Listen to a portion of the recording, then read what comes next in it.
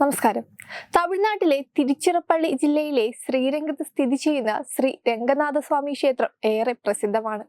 മഹാവിഷ്ണുവിന്റെ രംഗനാഥൻ എന്ന രൂപത്തെയാണ് ഇവിടെ ആരാധിക്കുന്നത്. തമിഴ്നാട്ടിലെ കാവേരി, തിരുവരുന്നപ്പള്ളി എന്നീ രണ്ട് നദികൾക്കിടയിലാണ് ശ്രീരംഗം പട്ടണം സ്ഥിതി ചെയ്യുന്നത്. 7 മതിലുകൾ ചേർന്ന ഈ ക്ഷേത്രം വലിപ്പത്തിന്റെ കാര്യത്തിൽ മുന്നിലാണ്.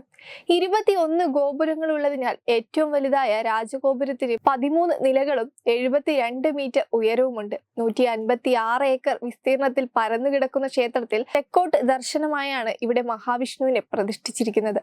1000-ലധികം വർഷങ്ങൾക്ക് മുമ്പ് സമാധിയായ രാമാനുജാചാര്യയുടെ മൃതദേഹം ഇപ്പോഴും രംഗനാഥ ക്ഷേത്രത്തിൽ സംരക്ഷിക്കുന്നു എന്നാണ് പ്രത്യേകത.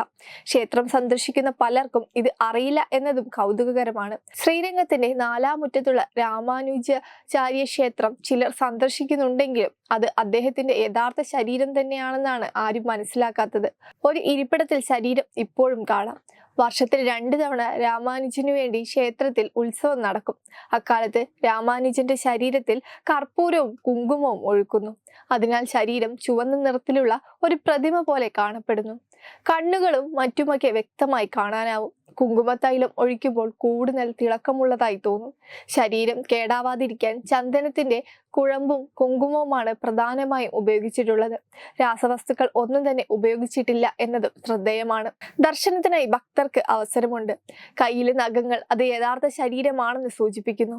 തെക്ക് പടിഞ്ഞാറ് ദിശയിലാണ് രാമാനുജന്റെ ശരീരം ഇരിക്കുന്നത്. 1017-ൽ ചെന്നൈ നഗരത്തിൽ നിന്ന് 25 കിലോമീറ്റർ അകലെയുള്ള ശ്രീ പെരുമ്പരത്തൂരിലാണ് രാമാനുജൻ ജനിച്ചത്. ഏകദേശം 123 വർഷക്കാലം ജീവിച്ചിരുന്ന രാമാനുജൻ പ്രബലതയുടെ സിദ്ധാന്തത്തിന്റെ പ്രചരണത്തിൽ നിർണായക സംഭാവന നൽകി. തന്റെ ജീവിതത്തിന്റെ പകുതിയും തമിഴ്നാട്ടിലെ ശ്രീരംഗം, കാഞ്ചീപുരം എന്നീ സ്ഥലങ്ങളിൽ ചെലവഴിച്ചു. ഇളയ പെരുമാൾ എന്നായിരുന്നു ചെറുപ്പത്തിൽ രാമാനുജന്റെ പേര്. ചെറുപ്പത്തിൽ തന്നെ അദ്ദേഹത്തിന്റെ അച്ഛൻ കേശവ സോമയാജ് മരിച്ചു. കാഞ്ചീപുരത്ത് എത്തിയതിനു പിന്നാലെ വേദ പഠനമായിരുന്നു ലക്ഷ്യം. അദ്വൈത സിദ്ധാന്തത്തിൽ അഗ്രഗണ്യനായിരുന്ന യദാവ പ്രകാശയുടെ കീഴിലായിരുന്നു രാമാനുജന്റെ വേദപഠനം. തിരുപ്പതി ക്ഷേത്രത്തിലെ ഗോവിന്ദരാജയുടെ പുനഃപ്രതിഷ്ഠ നടത്തിയതും രാമാനുജനായിരുന്നു. തിരുച്ചിറപ്പള്ളിയുടെ ഭാഗമായ ഒരു ദ്വീപ് നഗരമാണ് ശ്രീരംഗം. ഒരു വശത്ത് കാവേരിയും മറുവശത്ത് കാവേരിയുടെ പോഷക നദിയായ കൊള്ളിടവുമാണ് ഉള്ളത്.